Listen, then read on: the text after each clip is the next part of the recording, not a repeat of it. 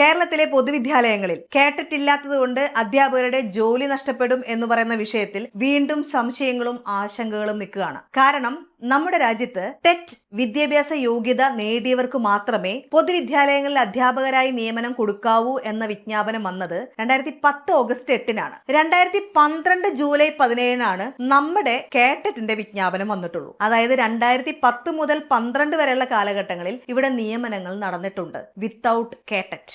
അങ്ങനെയാണെങ്കിൽ നമ്മളുടെ Keralam review petition കൊടുത്തിരിക്കുന്നത് 2010 വന്ന വിജ്ഞാപനത്തിന് തൊട്ടു മുന്നേ നിയമിതരായ അധ്യാപകർക്കെല്ലാം തന്നെ കേട്ടറ്റ് യോഗ്യത അല്ലെങ്കിൽ ടെറ്റ് യോഗ്യത വേണം എന്നുള്ള നിയമം ഉണ്ടായിരുന്നില്ല.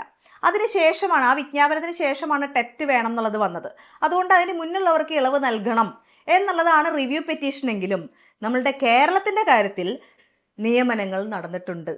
അതായത് ടെറ്റ് ഇളവ് കൊടുത്തുകൊണ്ട് അല്ലെങ്കിൽ കേട്ടിട്ടില്ലാതെ തന്നെ നിയമനങ്ങൾ നടന്നിട്ടുണ്ട്. അതും കൂടെ പരിഗണിച്ച് അവർക്കും കൂടെ ഇളവ് കൊടുക്കണം എന്നാണ് കേരളം പറയാൻ പോകുന്നത്. അങ്ങനെയാണെങ്കിൽ അത് കോടതിയിൽ അനുവദിക്കപ്പെടുമോ? കാരണം 2010 ഒരു വിജ്ഞാപനം വന്നിട്ടിരിക്കെ 2010 ശേഷവും കേട്ടിട്ടില്ലാതെ നിയമനം കൊടുത്ത അധ്യാപകരുടെ കേസുകളിൽ അവരെ നിലനിർത്താൻ എങ്ങനെയായിരിക്കും കോടതി അനുമതി നൽകുക? ഈ വിഷയങ്ങൾ ഇപ്പോഴും ആശങ്കയാണ്. മാത്രമല്ല, സാധാരണഗതിക്ക് ഒരു ജഡ്ജ്മെന്റ് വന്നു കഴിഞ്ഞാൽ റിവ്യൂ പെറ്റീഷൻ കൊടുക്കേണ്ടത് 30 ദിവസത്തിനുള്ളിലാണ്. പക്ഷെ കേരളം 4 മാസത്തിന് ശേഷമാണ് ഈ റിവ്യൂ പെറ്റീഷൻ നൽകിയിട്ടുള്ളത്. ഈ 4 മാസത്തിന് ശേഷം നൽകിയ റിവ്യൂ പെറ്റീഷൻ കോടതി അനുവദിക്കുമോ, ഇളവുകളോടെ അനുവദിക്കുമോ എന്നുള്ളത് ആദ്യം അറിയണം. എന്തായിരിക്കും റിവ്യൂ പെറ്റീഷന്റെ ജഡ്ജ്മെന്റ് വരാന്നുള്ളതിൽ കാത്തിരിക്കാം.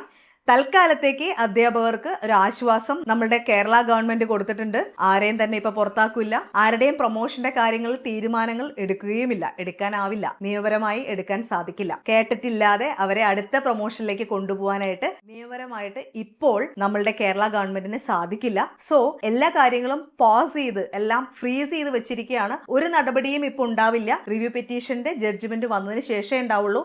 ഇനി റിവ്യൂ പെറ്റീഷന്റെ ജഡ്ജ്മെന്റ് എതിരായാണ് വന്നത്, ദാറ്റ് മീൻ പരിഗണിക്കാൻ പറ്റില്ല, മുന്നു വന്ന ജഡ്ജ്മെന്റ് ആണ് ശരി, അത് തന്നെ തുടരണം എന്നാണെന്നുണ്ടെങ്കിൽ കേരള ഗവൺമെന്റിന് പ്രത്യേകിച്ചൊന്നും ചെയ്യാനില്ല. കേട്ടിട്ട് എടുത്തവർക്ക് മുന്നോട്ട് പോവാം, അല്ലാത്തവർക്ക് പോവാൻ പറ്റില്ല. പ്രൊമോഷനും കിട്ടില്ല, അല്ലെങ്കിൽ നിയമനം റദ്ദാക്കപ്പെടുകയും ചെയ്യും. ഇത് നിയമമാണ്. നിയമം എല്ലാവർക്കും തുല്യമാണ്.